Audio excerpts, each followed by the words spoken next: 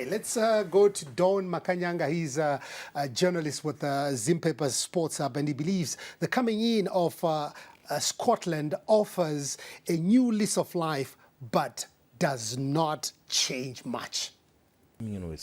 Scotland has given a new dimension to our local league, especially looking at the supporters. Look at how the supporters united against Scotland in the first match when they supported Triangle.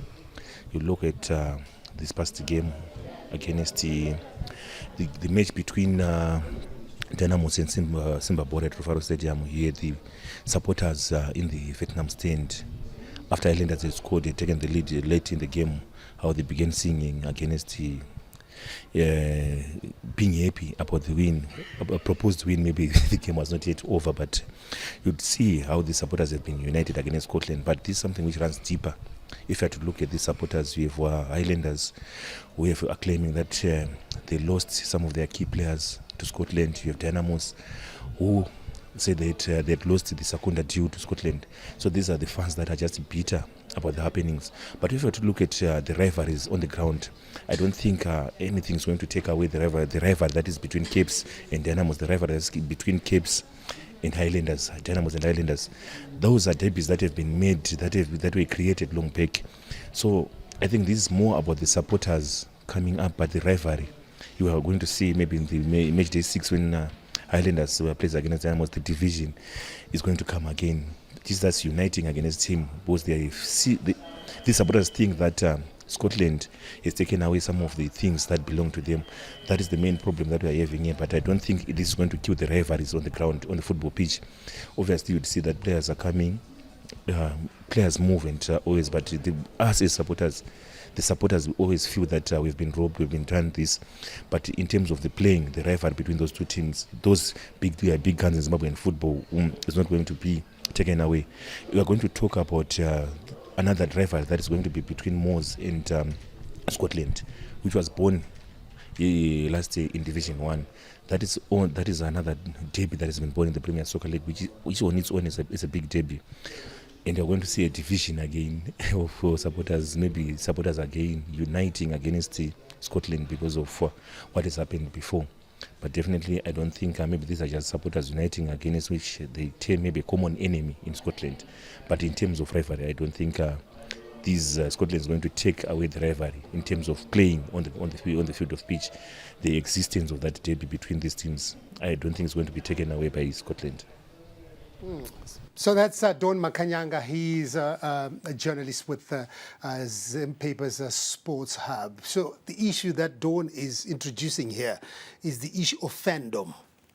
Because when you look at world football, you know there are rivalries that exist in world football. Whether you want to go to Turkey, talk about Fenerbahce and Galatasaray.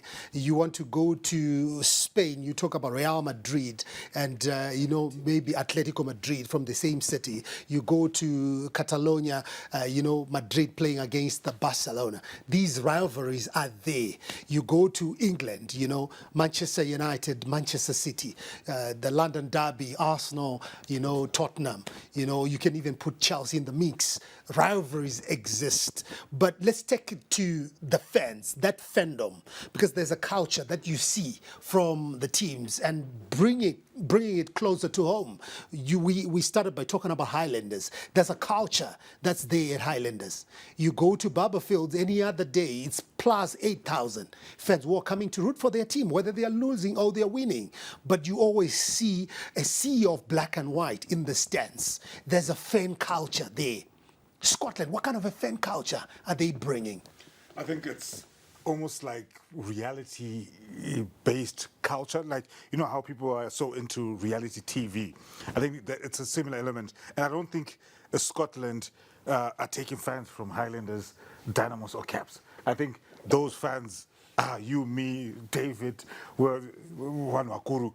But I think what Scotland are doing is tapping into a fan base that maybe a casual fan might not, is not interested in the history of Caps United or the history of Highlanders, but they're interested maybe in the blingy nature of Scotland.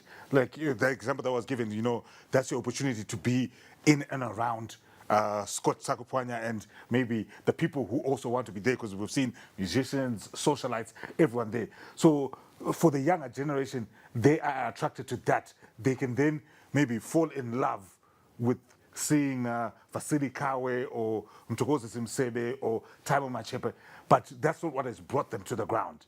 I think what has brought them to the ground is the appeal. So you can say maybe they're like an influencer club.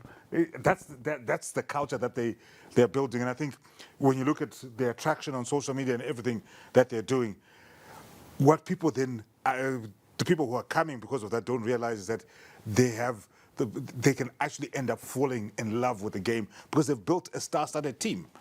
So you can come in because you're like, I could have DJ Towers or Scott or Mbinga.